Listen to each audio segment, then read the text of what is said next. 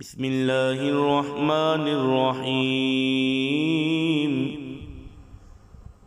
القارعة ما القارعة وما أدراك ما القارعة يوم يكون الناس كالفراش المبثوث وتكون الجبال كالعهن المنفوش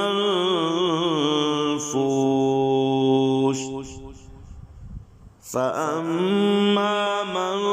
ثقلت موازينه